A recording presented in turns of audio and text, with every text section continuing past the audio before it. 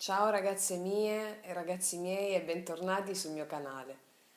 Allora, il video che vi propongo oggi è un video di studio e di conoscenza di sé. Quello su cui voglio puntare l'attenzione oggi in particolare sono quelle dinamiche che intervengono quando abbiamo a che fare con la sofferenza, le dinamiche umane che intervengono quando abbiamo a che fare con la sofferenza. Ci tengo perché voi abbiate gli strumenti e la conoscenza giusta per operare al meglio nella vita. Ehm, ecco, ci tengo a dire una cosa importante. La spiritualità, come può essere il nostro sentire, l'intuito che ci porta a percorrere una strada spirituale piuttosto che un'altra, non deve essere una fuga dalla realtà 3D. Perché se ci incarniamo in questo corpo, quindi in una materia densa, angeli incarnati, appunto, c'è un motivo ben preciso. Ossia, non possiamo scappare, non possiamo eludere la materia, ma possiamo soltanto integrare degli aspetti che soltanto sul piano della materia si possono integrare. C'era una storia che riguardava gli angeli, non ricordo dove la lessi tanto tempo fa, e diceva che gli angeli hanno una reverenza nei confronti degli uomini, proprio perché gli uomini hanno la parte divina e la parte umana, cosa che gli angeli non hanno. E quindi noi abbiamo la possibilità di fare un salto di coscienza superiore agli angeli. E gli angeli ci aiutano nel supportarci in quelle dinamiche che, cioè in quelle cose che noi non possiamo vedere, che loro vedono, di cui loro però non possono fare l'esperienza nella realtà densa, ok?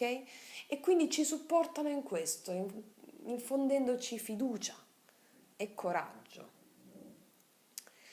Ora, quello che ci tengo a dirvi è che gli strumenti della spiritualità non devono essere una fuga dall'affrontare a muso duro la realtà. Perché la realtà che ci circonda, la 3D, noi siamo degli esseri di 4 e quinta D incarnati in una realtà 3D. Quindi l'esperienza della realtà non deve essere affrontata con la fuga dalla stessa. Ad esempio, le carte, per chi non l'ha visto, rimando al mio video su karma e libero arbitrio, le carte ci servono a vedere la verità delle cose. Le carte leggono il karma e le possibilità di sviluppo una volta integrati i doni del karma. Quindi le carte parlano della verità, ma quella verità che ci viene detta dai tarocchi non deve essere una scusa per sfuggire dalla realtà 3D che può essere tutto il contrario di quello che le carte ci dicono. Perché la realtà 3D è il residuo di un copione che abbiamo già previsto prima di incarnarci. E come si fa ad agire poi per libero arbitrio, ossia creare nuovo karma in positivo? Si fa soltanto affrontando a muso duro, lasciandosi andare nella realtà 3D. Quello che ci accade, dobbiamo affrontarlo con coraggio per adempiere a quello che le carte ci dicono di meraviglioso. Se le carte ci indicano un re di coppe, due di coppe, quella persona specifica che ci ama, e quella persona sta con un'altra persona, ok? E ci dice che non ci ama, non è né una bugia né la verità. Ossia, il potenziale di quell'amore per quella persona, tra te e quella persona c'è, 100%. Cosa bisogna fare per arrivare a quel potenziale? In mezzo c'è la realtà 3D, ossia quelle dinamiche, quelle sfaccettature che non si possono sfuggire per arrivare a quell'amore. Evidentemente si deve fare questo faccio un esempio, si deve fare l'esperienza dell'amore non corrisposto per integrare un determinato aspetto di noi, per arrivare a quell'amore che leggono le carte, laddove c'è tutto il potenziale. Quindi la realtà, o meglio, le carte, gli strumenti spirituali devono essere un sostegno che ci portano ad affrontare con più coraggio la realtà 3D. Ecco perché ho detto anche in alcune stese riguardo alla persona del cuore, no? Sono disposta a tutto pur di averlo, anche di perderlo. Sì, questo, così si affronta la realtà 3D, specialmente quando vedi il potenziale con le carte. Ecco, questo per dire cosa? Che la spiritualità non deve essere una fuga dalla realtà, ma un sostegno che ci aiuta ad affrontare a muso duro, con coraggio, quello che abbiamo già preordinato prima di incarnarci. Quindi l'amore di coppia, le relazioni sono il terreno di gioco della nostra evoluzione. Attraverso l'altro si innescano dei meccanismi che ci fanno fare il grande salto di coscienza. E come lo facciamo questo salto? Nel dolore. L'incarnazione non può prescindere dal dolore. Il dolore è la tappa, la prerogativa di ogni viaggio dell'eroe. Ulisse, prima di tornare a Itaca, fa un viaggio negli inferi, è il viaggio dentro se stesso. Dante, inferno, purgatorio e poi paradiso, è il viaggio negli inferi, dentro se stesso, nell'oscurità di sé. E come si affronta questa oscurità? Questa oscurità si affronta semplicemente sentendola, senza chiedersi perché. Non possiamo sapere che tipo di bilanciamento karmico abbiamo previsto. Lo possiamo solo accettare, integrare. Come ho detto anche in alcune stese, non sappiamo se in una vita precedente abbiamo rubato un panino a un povero ragazzo che moriva di fame e noi stavamo benissimo invece e lo abbiamo fatto per diletto, per gioco. Non lo possiamo sapere. Quel karma verrà bilanciato nella vita successiva. Non possiamo sapere se abbiamo fatto un omicidio nella vita precedente. Quel karma verrà bilanciato nella vita successiva. E non si può fare niente.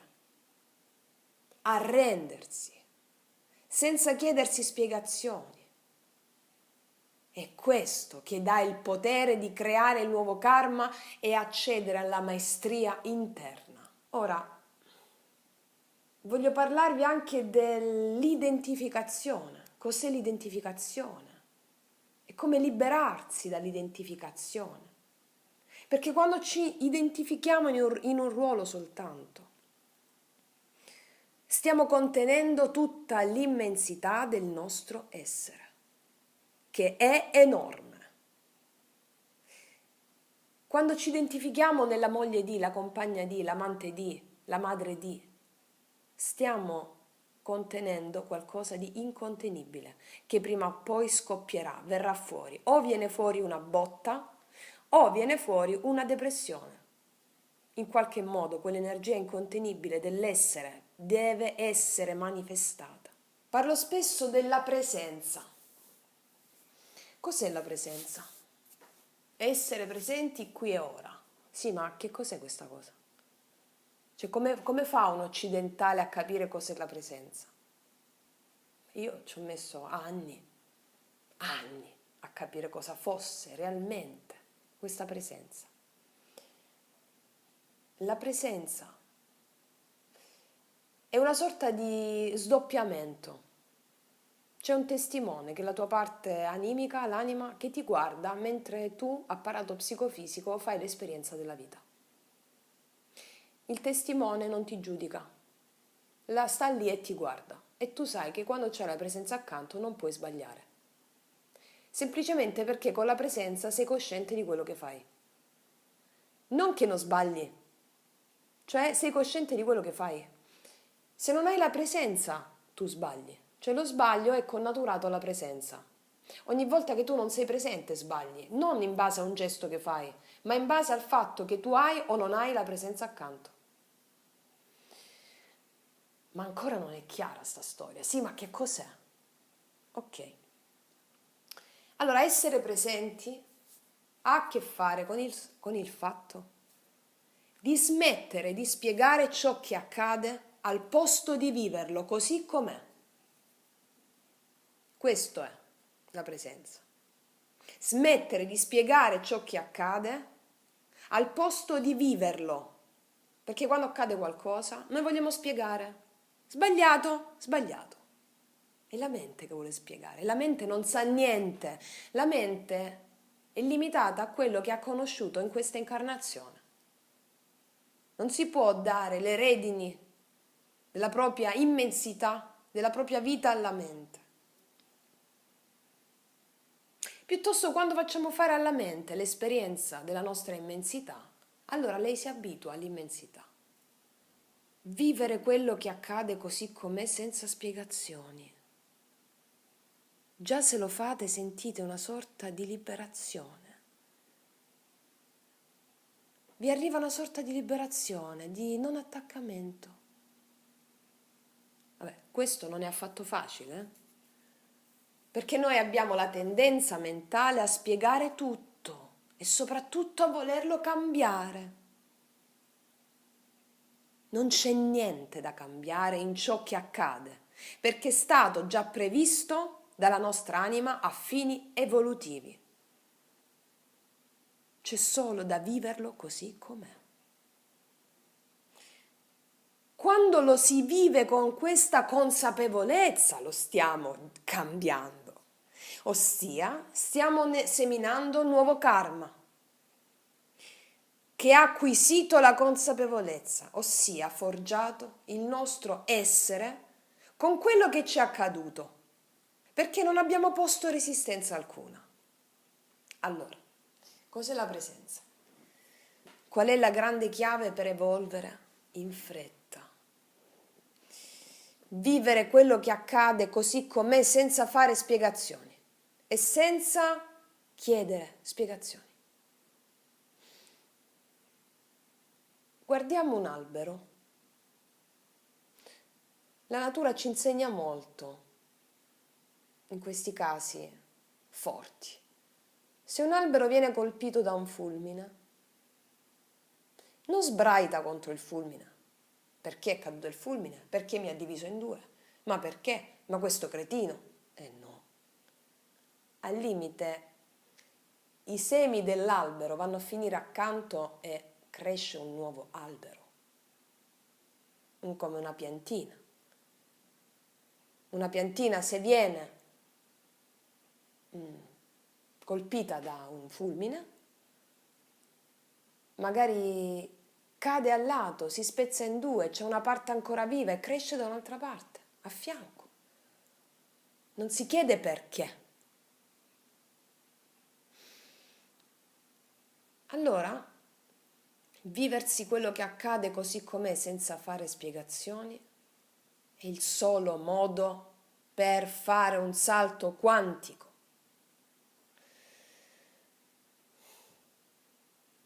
Essere coscienti, ossia presenti, significa sentire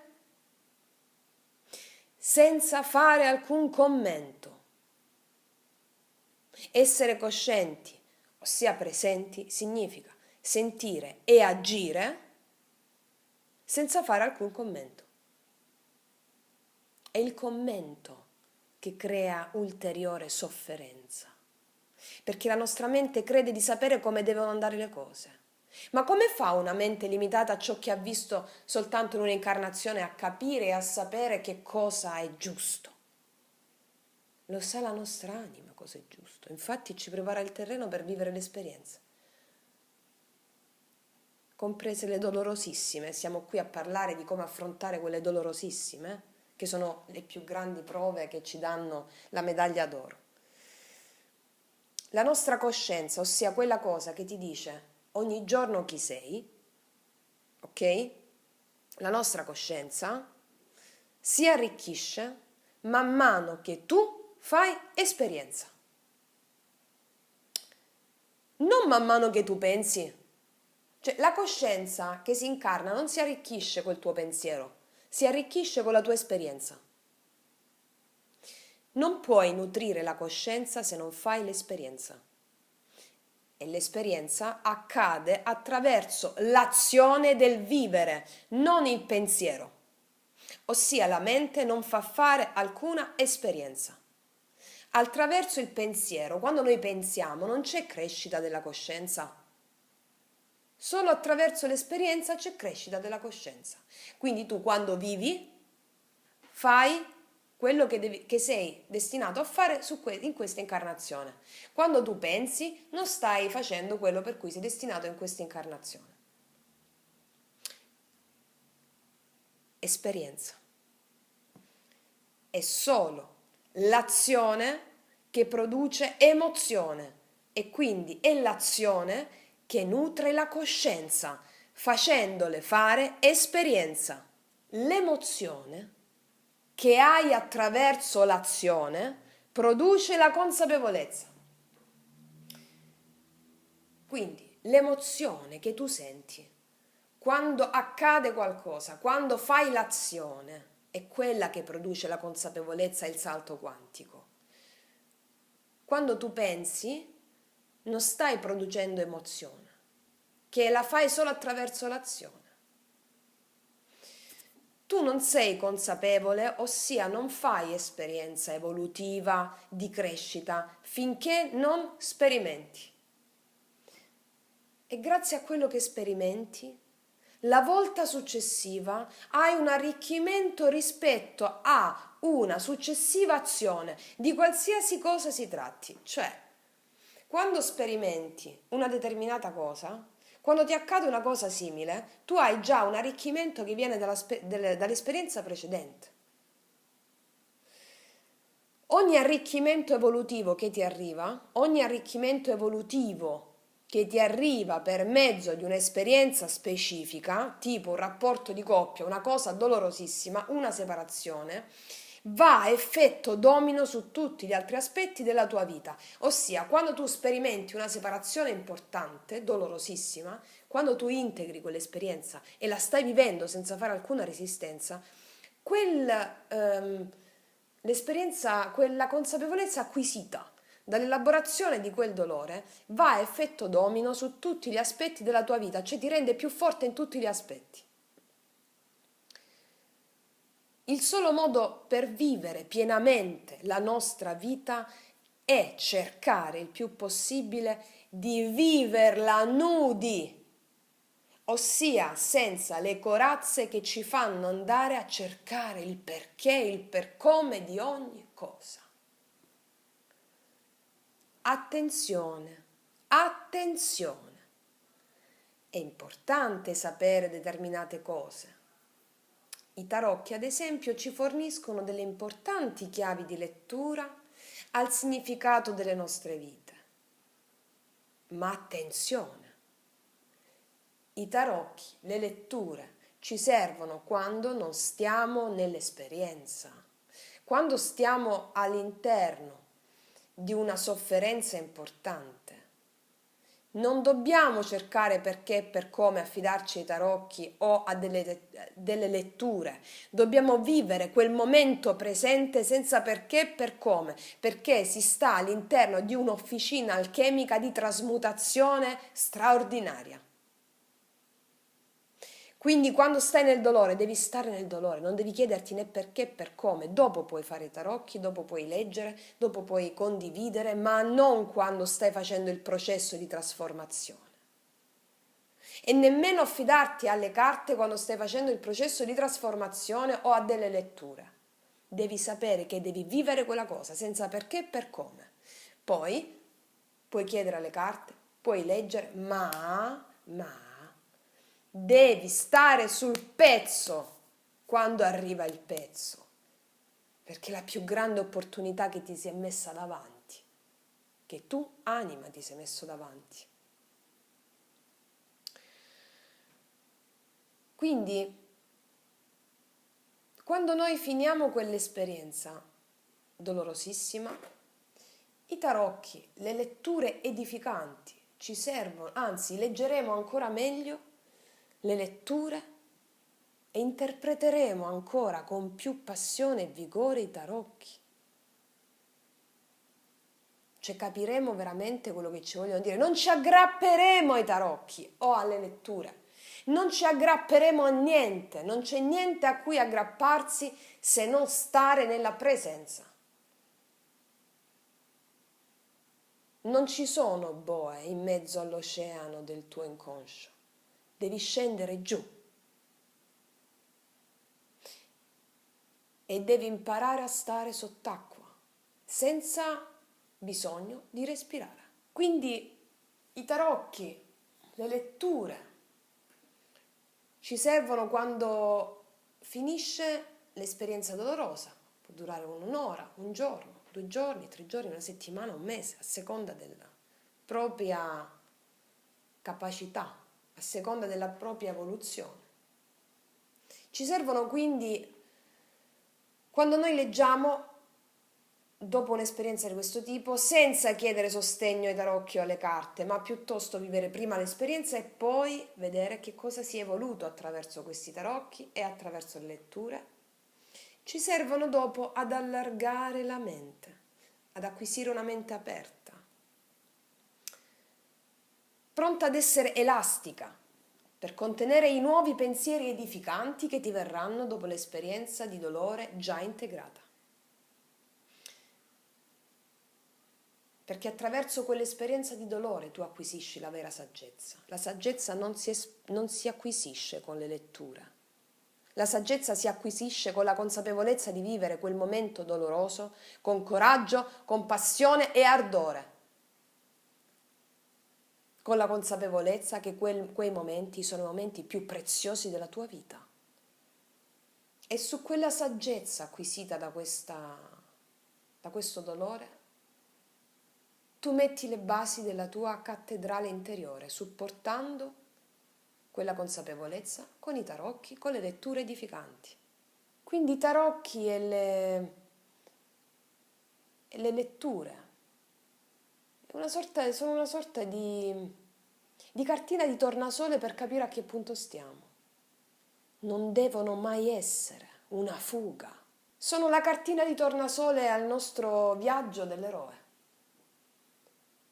Perché quando tu stai nell'esperienza dolorosa, senza chiederti perché e per come, tu distruggi le corazze che ti impediscono il vero intuito. E quando finisce l'operazione è come se stessi in una sala operatoria. Quando finisce quell'operazione è come se ti avessero tolto le corazze che erano sul tuo sentire, sul tuo cuore, sul tuo intuito. C'è bisogno di un po' di convalescenza ogni volta per riprendersi e avere quel sentire, quell'intuito stratosferico che prima di quell'operazione tu non avevi. Quindi le carte ci raccontano della verità del karma, delle grandi possibilità di sviluppo che abbiamo davanti a noi, di manifestare la nostra magnificenza. Ma tale magnificenza si forgia attraverso delle prove tanto grandi quanto è la nostra grandezza. Più grande è l'ombra, più grande è la luce. Quindi quello su cui voglio puntare l'attenzione e su come appunto gestire il momento di transizione verso la vostra magnificenza. Da tutto quello che posso aver studiato e dalla mia esperienza di vita, vi dico che quello che ho studiato mi è servito a capire cosa mi stava accadendo, ma nessuno mi ha tolto dalla sofferenza quando arrivava. E lì siamo tutti nudi, non c'è maestro, insegnante, terapeuta che tenga quando arriva la sofferenza umana. Non c'è niente che ti può consolare, ma niente ti deve consolare. Perché se ti sei incarnato sei già un Dio, altrimenti non ti incarni. Sei già un angelo, non ti incarni e ci sono a fianco a te tutte le forze cosmiche che ti sostengono nell'elaborazione di quelle prove che ti sei proposto già, altrimenti quelle prove tu non le potevi supportare, l'hai già... Cioè, mia nonna diceva, no? Dio non dà una croce più grande delle tue spalle, significa che la puoi supportare, perché quella croce diventerà la tua cattedrale. Quindi, come gestire questo travaglio della nostra rinascita? Ecco, già la parola gestire è un freno. Non dobbiamo gestire niente. Il problema è la resistenza che si mette davanti al dolore per non sentirlo. Ho appena finito di dire che siamo qui per evolverci. L'evoluzione si fa attraverso l'esperienza che viene dettata dalle emozioni. Ad ogni emozione dolorosa vissuta pienamente, senza chiedersi perché, allora diventi consapevole. Ribadisco, il dolore va vissuto senza resistergli e senza chiedergli perché e per come. I perché e i per come li facciamo dopo, quando usciamo dalla sala operatoria dell'anima. Non resistere al karma. Più resistiamo al karma, più abbiamo sofferenza. Il karma, ribadisco per chi fosse nuovo del canale e non l'avesse visto, sempre nella playlist Risvegliare la coscienza c'è il video di karma e libero arbitrio e come adempiere ai doni del karma. Il karma è un bilanciamento, è un pavimento su cui noi camminiamo, senza il quale non avremmo potuto fare l'incarnazione. È una direzione che ci dà il karma. Quando integriamo i doni del karma, attraverso le esperienze che ci vengono messe davanti, attraverso il dolore, che non è altro che integrazione di alcuni aspetti in ombra, allora possiamo iniziare a scegliere col libero arbitrio. Noi in questo momento stiamo guarendo ferite ataviche, in questo preciso momento storico, dal 2012 al 2021, i maestri l'avevano predetto, ce l'avevano detto. In questi 10 anni vivrete centinaia di incarnazioni tutte insieme. Sperimenterete la paura, il dolore più grande, la violenza, la frustrazione, l'amore non corrisposto, l'abbandono. Perché? Perché vi stiamo preparando al nuovo tempo, che entro la fine del 2021 tutto questo ciclo di incarnazioni deve essere completato. Gli aspetti relativi a questo ciclo di incarnazioni devono essere completati. Il 2022 sarà la manifestazione della nuova era. Non a caso, l'arcano mondo è il 21, il compimento è la nascita del nuovo. Quanto più tu ti cali nella vita, la vita dove ti sporchi le mani, filosoficamente, tra noi spiritualisti, realtà 3D, quanto più ti cali là dentro, tanto più la tua coscienza cresce. Quindi fare letture edificanti, libri importanti, seminari o letture esoteriche specifiche. Non deve dare l'effetto contrario, cioè quello della fuga dal dolore, della fuga di non voler vedere. Vivere il dolore è come se doveste sdoppiarvi. Vivere il dolore che sale sul piano psicofisico è come se significa avere un'altra parte di voi accanto che vi osserva, con distacco mentre fate tale esperienza. Il testimone di cui parlavamo all'inizio del video. Quindi modelliamo certo i nostri pensieri con letture edificanti, con libri specifici, perché ci serviranno a creare la nuova realtà all'altezza della nostra maestria. Ma non dobbiamo al tempo stesso sfuggire al dolore che sale proprio perché fa parte del processo di trasmutazione per realizzare tale maestria. Noi siamo esseri di quinta e quarta dimensione incarnati in una 3D. Quindi il gioco si fa integrando entrambe le dimensioni costantemente, coscientemente. E il terreno di gioco, come dicevamo prima, sono proprio le relazioni. Siamo esseri spirituali che si incarnano su un piano più denso, quello della materia. Su questo piano più denso esistono certe forze che siamo chiamati a gestire e a esserne padroni e maestri. Ecco, è proprio questo che è lo scopo dell'incarnazione, diventare i maestri di queste forze. Abbiamo già detto che gli angeli non hanno questo potere. Non a caso, nella Genesi Dio ha un grande amore per l'essere umano, ossia ha quasi una sorta di venerazione per l'essere umano, più per l'essere umano che per gli angeli.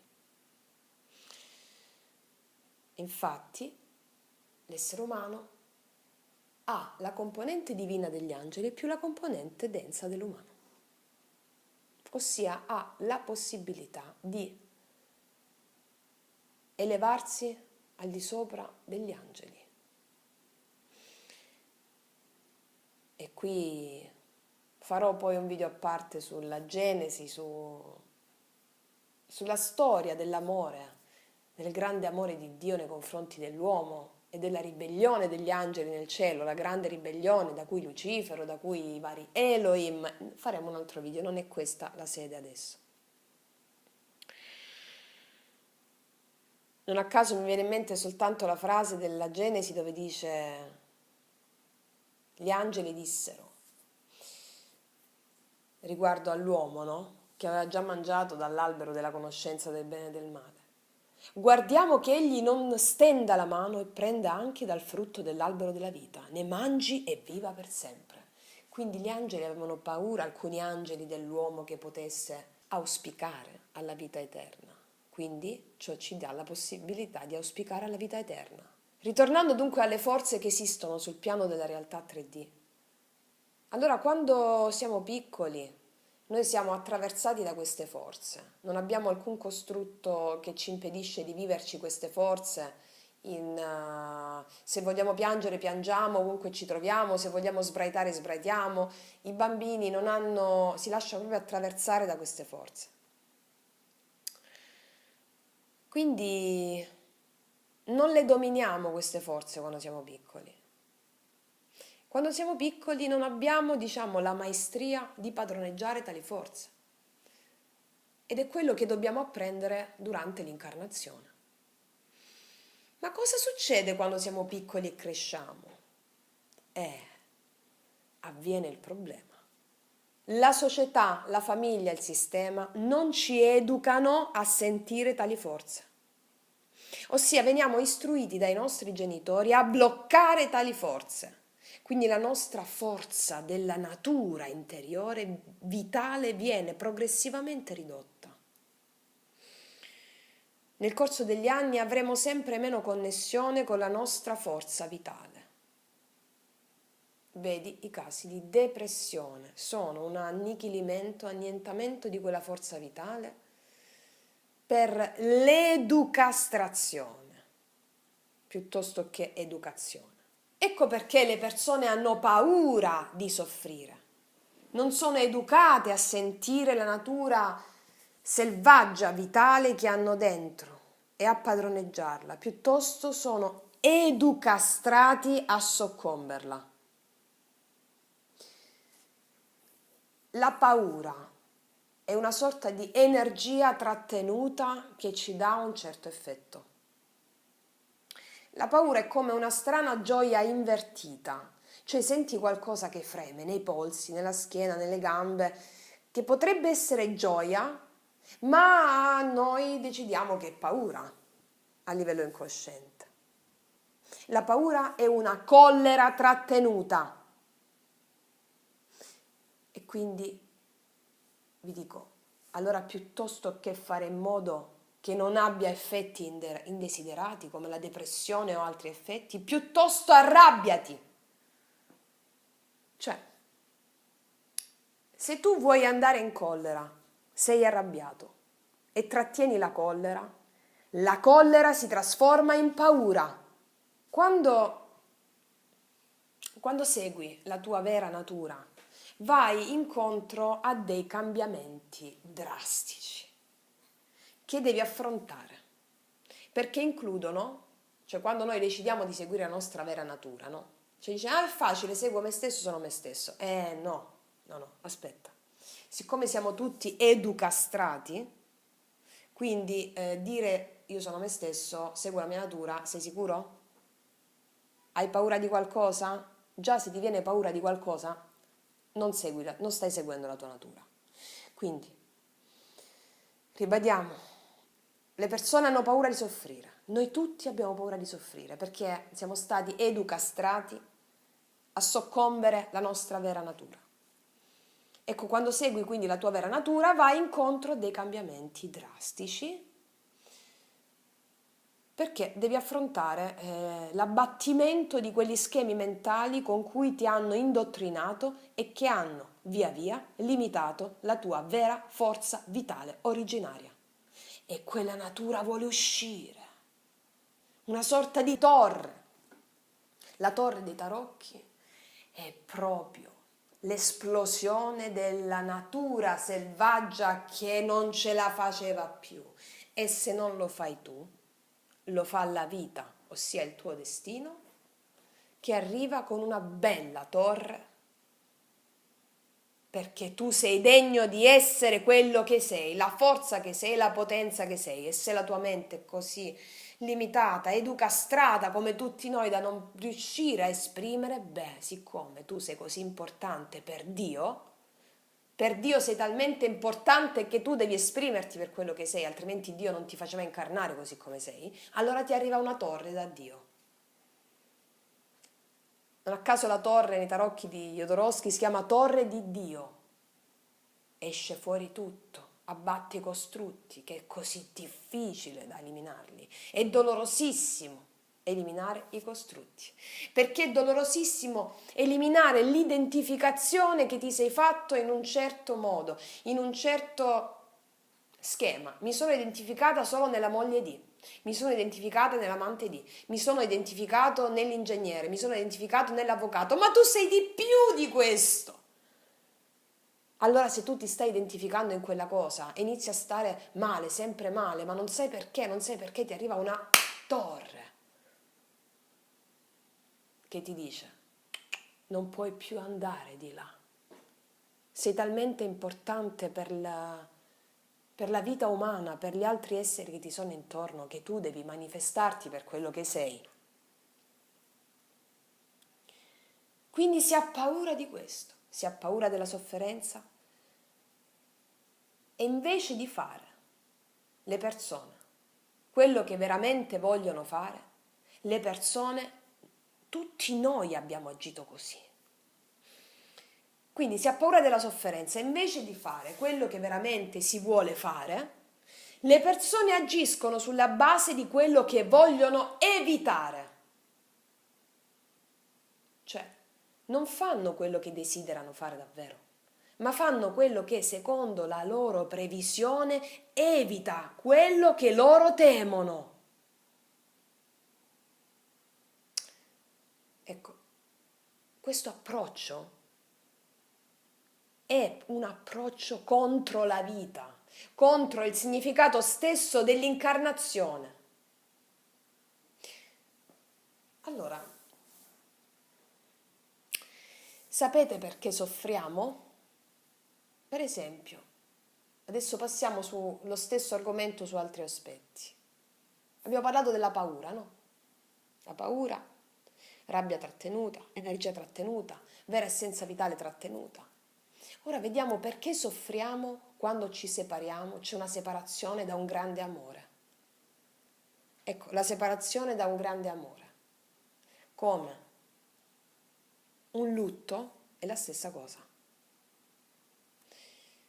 Quando ci separiamo da qualcuno, avviene questo. Vi spiego. Perché soffriamo quindi quando ci separiamo da qualcuno? O elaboriamo un lutto? La stessa cosa, sono le stesse dinamiche. Allora, quando ci separiamo da qualcuno, avviene che l'investimento energetico che noi abbiamo fatto su quella persona specifica deve essere ritirato. Cioè, quel pezzo di te che riguarda i progetti, i desideri, le aspettative che avevi messo su quella persona, lo devi ritirare. Ossia, deve tornare a te. Questo ritirarsi dell'energia comporta che per rientrare dentro di te deve attraversare la nostra parte corporea emotiva, ossia deve attraversare tutto ciò che riguarda l'attaccamento e deve attraversare tutto il corpo fisico, meglio conosciuto anche come corpo di dolore. Quindi l'energia che io ho spostato su un'altra persona torna mia e questo iter comporta l'elaborazione di un fortissimo dolore quanto più forte è l'attaccamento emotivo. Ma cosa sta accadendo veramente? Cioè, cosa sta accadendo che nel mentre del processo doloroso non riusciamo a vedere?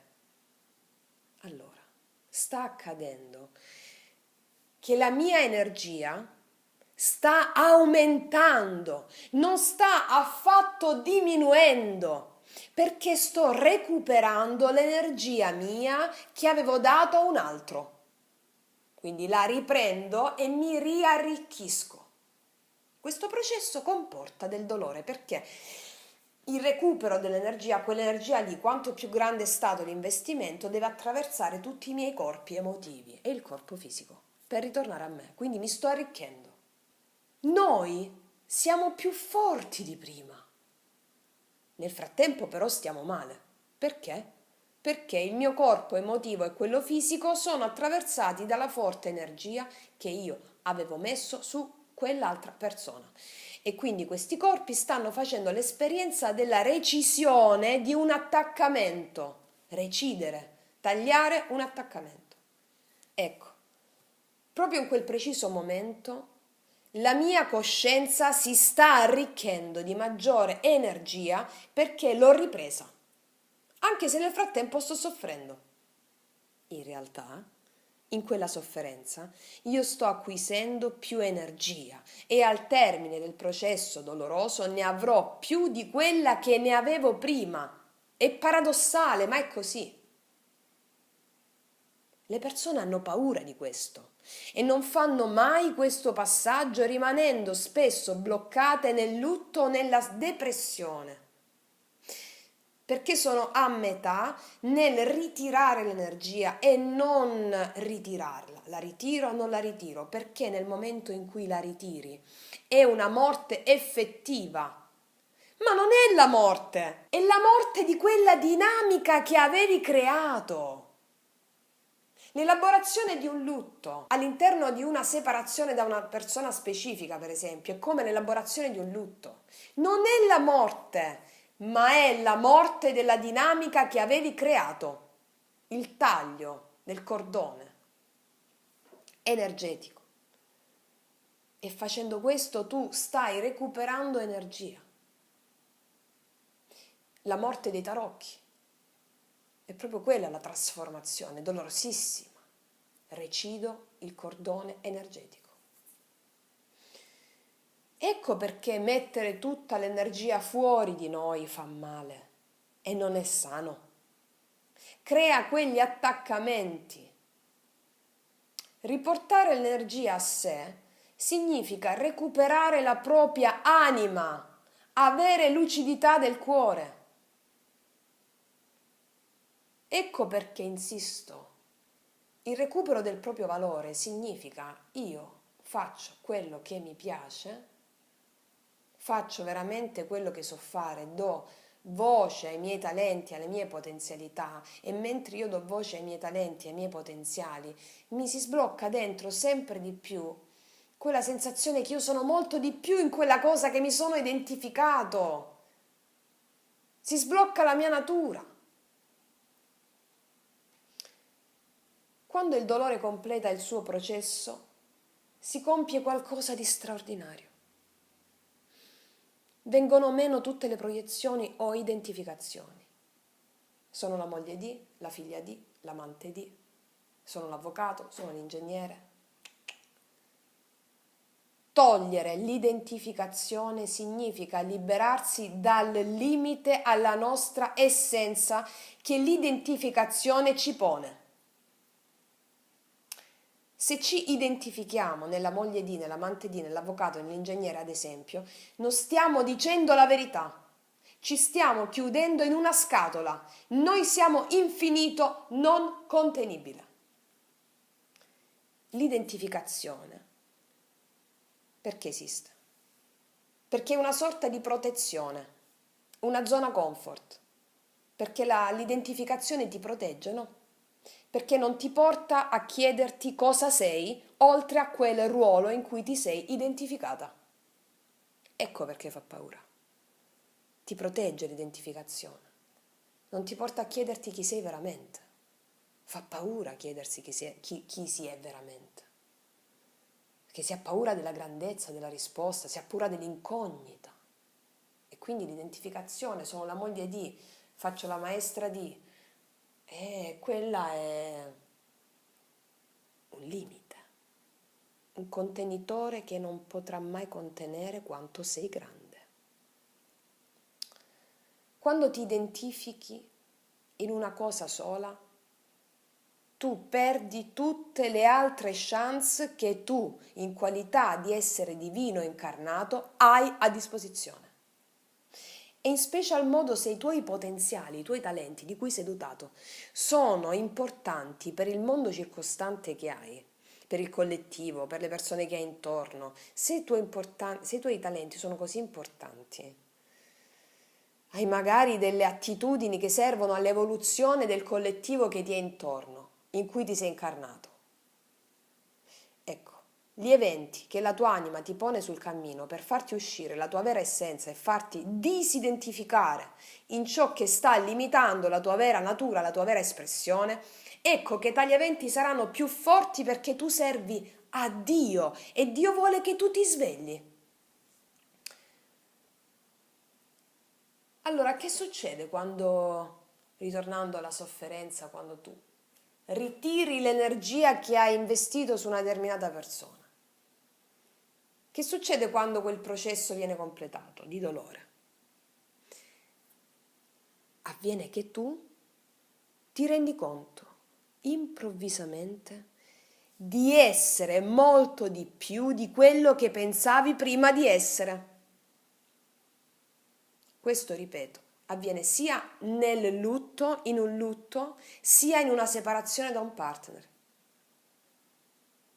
Quindi teniamo bene in mente una cosa. Quando c'è una separazione e ci sembra di perdere quelle energie che abbiamo investito, il processo in atto sta andando a ripulire tutte le tue identificazioni che avevano imprigionato la tua coscienza, che è molto di più di quello che avresti mai creduto. Quindi abbiamo non solo più forza e non abbiamo proprio perso niente. se non un'identità, una scatola che ha limitato chi eri veramente, oltre a quello che pensavi di essere. Adesso ti faccio fare un esperimento. Adesso pensa di non essere il tuo nome, di non avere il tuo nome, di non avere nessun nome. Bene, adesso pensa di non avere il tuo cognome, di non avere proprio nessun cognome. Che cosa stai sentendo? La senti quella adrenalina mista a paura, di grandezza? La senti quella cosa?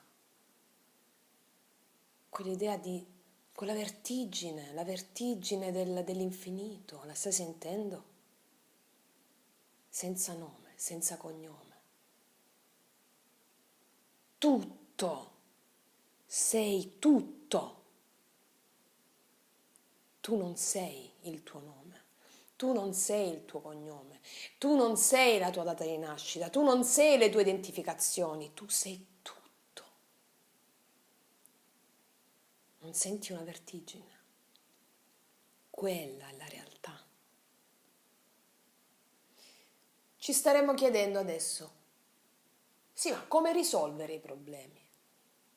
Appunto, il problema è pensare a come risolverli, occuparsi prima. Non dobbiamo assolutamente pensare a come risolvere i problemi, ma piuttosto essere svegli in ciò che mi sta accadendo. Non devo pensare a come risolvere i problemi, ma devo essere sveglio, desto in ciò che mi sta accadendo. Solo essere sveglio. Questa è la presenza. Essere svegli dunque significa vivere senza spiegazioni che bloccano l'azione istintiva e naturale.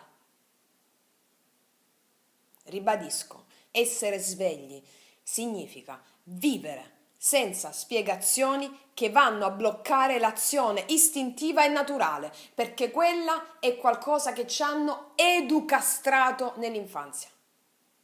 Hanno bloccato quell'energia lì.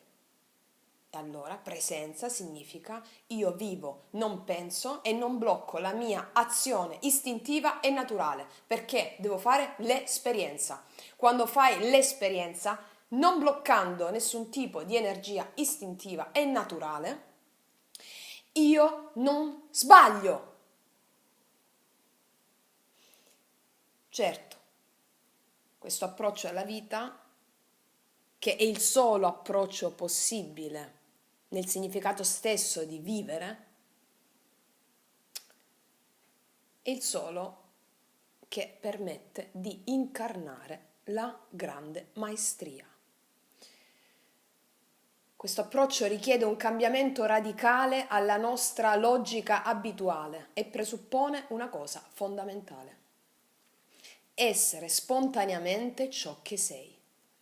Cosa difficilissima, visti i precedenti che vi ho descritto fino adesso. Ma è questo l'obiettivo della maestria incarnata. Vi ho fatto l'esempio della piantina. Viene colpita da un fulmine, non giudica il fulmine, al limite germoglia di lato. La pianta non ha giudizio, non si lascia battere dal fulmine a livello umorale che l'ha colpita. Ma la piantina continuerà imperterrita a manifestare la sua forza vitale, la sua natura, accanto oppure germogliando da un'altra parte, no? Quindi un'altra cosa fondamentale, il non giudizio. Perché? Perché tu non sai quello che ti sta accadendo, perché ti sta accadendo. E non ti devi dare spiegazioni quando lo vivi, perché dandoti spiegazioni blocchi l'energia istintiva e naturale che c'è in te di reagire a quella cosa, di fare l'esperienza e quindi di vivere. Perché non giudizio? Il non giudizio, perché prima o poi la vita ci mette nelle condizioni di vedere il mondo dal punto di vista di colui che abbiamo giudicato. Ecco, dobbiamo avere in mente una cosa ben precisa. L'uomo, per vivere e incarnare la sua totale maestria, deve avere il coraggio di essere la sua natura vitale, e quel coraggio di essere lo porterà esattamente a manifestarsi nel suo capolavoro di maestria. Eliminare dunque la parte che si è identificata in ruoli limitanti, recuperando le energie che si è proiettate fuori di noi, su qualcun altro, su qualcos'altro, eliminando dunque quelle identificazioni che sono delle attitudini parassitarie e tossiche che si sovrappongono alla magnificenza dell'uomo e del suo vero potere. Quindi la identificazione è un'attitudine parassitaria. Perché vi dico questo? Perché vi dico tutto questo? Per supportarvi nell'espressione della verità che siete. Perché il nuovo tempo, adesso, alla fine del 2021, non fa sconti. Il nuovo tempo ci vuole saldi, radicati nella nostra maestria, impetuosi, coraggiosi, con gli occhi aperti, desti. Questo cambiamento epocale, storico, è una trasformazione senza precedenti. Stiamo assistendo all'ascesa dei pionieri del nuovo mondo. E la maggior parte di questi pionieri sono coloro che fino a qualche tempo fa si sono sentiti diversi, non compresi, magari additati o accusati per non essere conformi al pensiero unico di un vecchio sistema.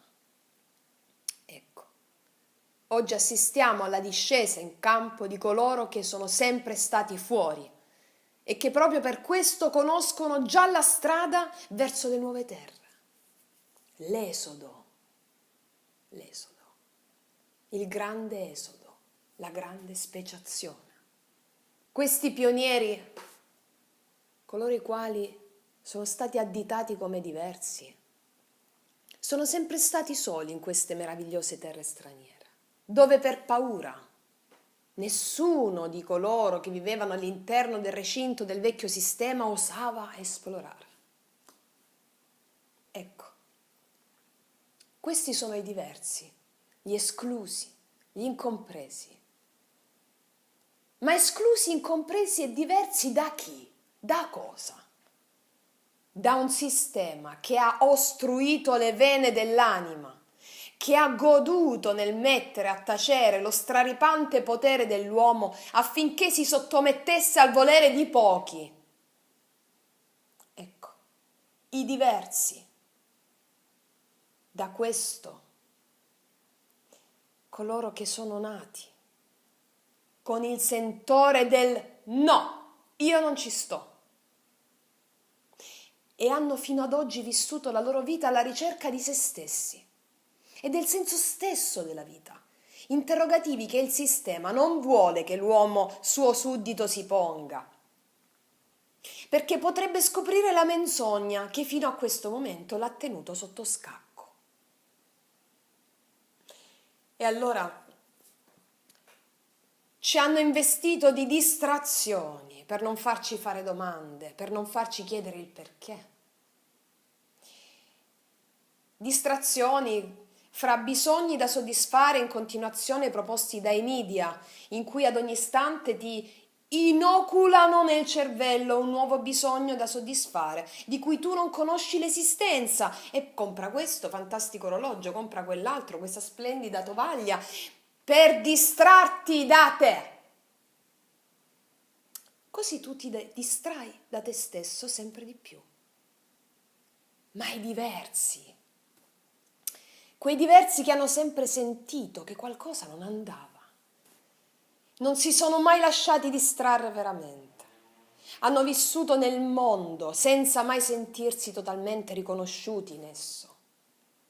Ecco, adesso quei diversi sentono che il loro momento è arrivato, sentono dentro se stessi un'adrenalina pura e autentica, perché mentre fuori è il caos, il loro mondo è florido, è saldo, è radicato perché l'hanno fatto prima. Chi è tra di voi che mi ascoltate adesso che non si è sentito diverso? Vi sentite così? Ecco. Allora a tutti voi, a tutti noi, che ci siamo sentiti esclusi, che ci siamo sentiti additati, che dovevamo fare le cose di nascosto, parlare di spiritualità, no, la materia, la 3D, sì, la 3D, ma adesso sappiamo come affrontare questa di 3D. A muso duro, con il coraggio che ci arde nelle vene.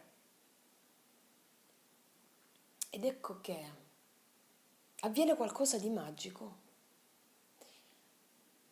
A quei diversi viene chiesto di indicare la strada d'uscita dal ghetto, proprio a coloro che sono sempre stati additati, accusati di essere strani, ribelli, non conformi allo status quo. A loro si rivolgono molte persone per avere adesso aiuto e una strada da seguire in questo caos. Oggi a quei diversi viene chiesto di mostrarsi e indicare l'alternativa per uscire dalla schiavitù. Questa alternativa si chiama speciazione, ossia la specie figlia, che si stacca da una specie madre che ha finito di dare nutrimento, che non può più dare ciò che serve a nutrire l'evoluzione dell'individuo, non può dare più ciò che serve a nutrire l'uomo della nuova età dell'oro, ossia un uomo più grande, consapevole delle sue capacità e possibilità illimitate. Chi sono i diversi? Sono tutti coloro che profondamente non hanno mai tradito se stessi e la loro natura. Coloro che hanno mantenuto sempre uno stretto contatto con la propria spiritualità e coscienza interiore. E che seppur siano caduti tante volte per paura, pregiudizi nel loro intimo, non abbiamo mai perso la fede. Coloro che seppur in solitudine hanno continuato a cercare la verità. Coloro che in fondo al loro cuore hanno sempre sentito che prima o poi qualcosa sarebbe cambiato. Coloro che hanno sofferto prima degli altri, perché esclusi e diversi, e hanno forgiato la loro forza e resistenza su quella sofferenza. Ed ecco che adesso, mentre tutto e tutti crollano, in loro nasce la passione ardente di fare catalizzare la strada della liberazione, perché ci hanno lavorato per una vita intera. Ci abbiamo lavorato per una vita intera. Ed ecco che, come i più grandi supereroi di tutti i tempi, quella che per i più era stata solo un'utopia, adesso è la sola ed unica realtà tangibile di cui loro, i diversi, noi diversi, abbiamo le chiavi. Stai sentendo tutto questo dentro di te adesso? Beh, se lo stai sentendo, sappi che sei tu che mi stai sentendo adesso, quel maestro che è pronto adesso a manifestarsi e a unire le forze nel cementare il disegno di Dio nella luce, compassione e fratellanza. Adesso aiuta chi ti è accanto semplicemente con il tuo esempio. Mostrati e lasciati osservare, senza giudicare e non giudicare chi ti è accanto e non è sulla tua frequenza, ma lasciati osservare, perché anche chi non è sulla tua frequenza, la sua strada ha la stessa dignità di esistere quanto la tua. In questo esatto momento è in atto una vera e propria separazione energetica. Si ritroveranno vicini solo coloro che vibrano la stessa frequenza, ossia sono coloro che hanno una comunione di intenti.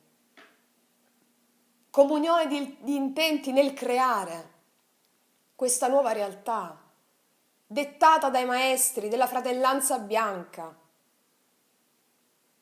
Adesso, fratelli e sorelle, procedete insieme a coloro che vi riconoscono e vi vedono. È iniziato il momento delle nuove missioni animiche, perché abbiamo ripulito il vecchio karma. Ciò significa che la realtà di molti risvegliati cambieranno lavoro, cambieranno relazioni, perché tutto si allineerà alla loro nuova frequenza, ossia nuova missione. E tutte le scelte fatte negli anni passati vengono messe tutte in discussione, sapete perché? Perché quelle scelte erano scelte dettate da una necessità del karma di evolvere determinati aspetti prima di prepararsi alla grande manifestazione della maestria. Non sono state scelte quelle che abbiamo fatto negli anni precedenti dettate dalla maestria, ma solo per una necessità di forgiare le nostre armi della nuova coscienza. Quello che è accaduto, ripeto, negli ultimi 10 anni è qualcosa di epocale, mai accaduto.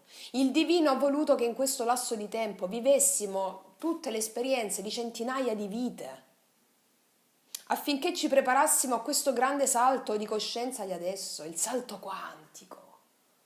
Ecco perché negli ultimi 10 anni le esperienze che abbiamo vissuto sono state di un'intensità tale di coscienza che l'uomo non ha mai vissuto. La bella notizia, sapete qual è? Siamo al culmine, siamo pronti. Sappiate che adesso tutto ciò che è stato guarito è definitivo, non esiste più. Abbiamo risolto conflitti sospesi, abbiamo guarito traumi antichissimi, abbiamo sperimentato l'abbandono, il rifiuto, violenza nelle modalità più profonde. Ora siamo alla conclusione. Il 2022 è la svolta. Vedremo la materializzazione concreta della nuova energia in tutte le direzioni. Fino adesso è cresciuta dentro di noi la maturità spirituale necessaria a tutto questo. Questo è il nostro tempo, quello dei grandi visionari, dei diversi che sanno e hanno sempre saputo che il tempo dell'oro, della coscienza e della manifestazione di quest'oro nella realtà 3D sarebbe arrivato. E ci siamo incarnati per tesserne le file in tutti questi anni.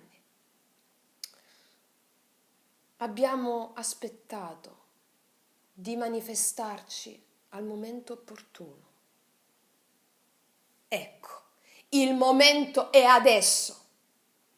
Avremo 2 o 3 altri mesi di duro lavoro, fratelli e sorelle, ma sarà molto più leggero per noi. Siamo investiti in questo esatto momento di forze cosmiche che ci stanno aiutando e conducendo. Stiamo seminando i grandi frutti del nuovo tempo che è proprio qui, alle porte, e siamo tutte unite, tutti uniti nel manifestarci nel pieno della nostra maestria. Ecco perché è importantissimo vivere gli ultimi rimasugli di quella sofferenza senza chiedersi perché, per come. Sappiamo già perché e per come, non te lo chiedere quando arriva, lascia che sia. perché mentre tu lasci che sia, stai scalfendo la tua potenza.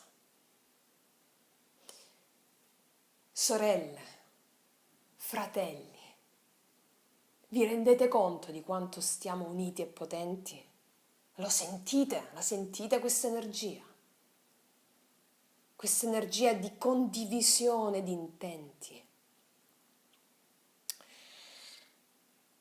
Perciò vi dico, lasciatevi attraversare dalla vostra vera natura. Lasciate che arda la passione di quello che siete sempre stati. Siate folli, siate creativi, audaci, mostratevi, lottate per uccidere l'identificazione parassita che ha limitato la vostra espressione. Siate coraggiosi nell'atto di morire a voi stessi e l'orgasmo della vita esploderà dentro di voi. Con profondo amore e passione. Vi stringo dall'anima, fratelli miei.